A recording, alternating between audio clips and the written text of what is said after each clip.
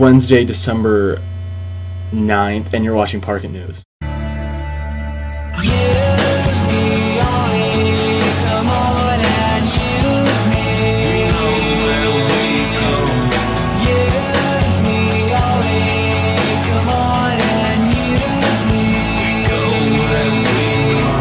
On this edition, I'm going to talk about an event I went to back in October, the beginning of October, exactly. It was October 13th.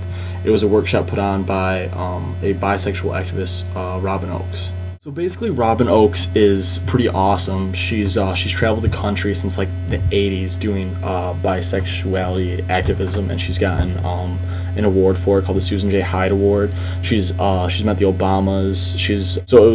It was a great honor to have her here on our campus as well as see her. It was really cool. My shoulder doesn't even itch. I don't know why I keep itching it. So I'm just gonna take this chronologically.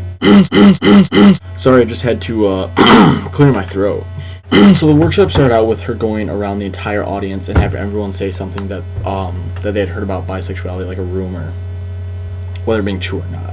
After that, she passed out these note cards. And on the note cards, she had us answer several questions about lifestyle, our identity, just like things like that. And what we did was answer through like the Kinsey scale. So your lifestyle is you'd answer like 0 for heterosexual and 6 for the most homosexual. What your lifestyle is, you'd answer like 0 for heterosexual and 6 for the most homosexual. The Kinsey scale is, of course, a representation of how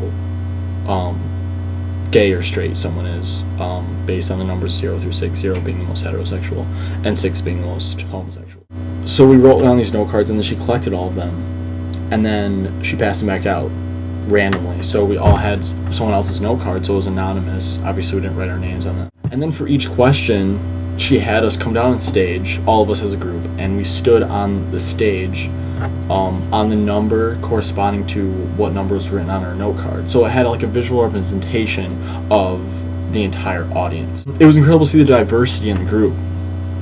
You know, obviously, when people have to actually voice what they are, they're less likely to say. They're less likely to say what their activities are and how they live and what goes on in their mind. But when it's on a piece of paper and no one knows, then you see what people are really thinking, what people are really doing. And she used this example to show that our society isn't so straight and gay. It's very mixed, and people are very bisexual and identify with so many different things that just simply putting a name on things isn't doing anything justice.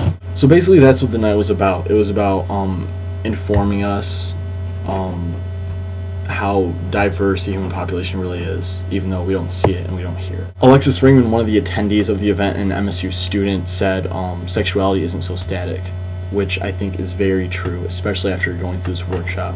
It's what you learn. So if I've convinced you enough, if you want to learn more about Robyn Ochs, she does have a book. It's called Getting By.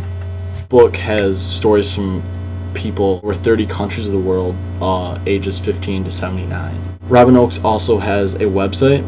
It's robynochs.com, and it's spelled OCHS, not OAKS.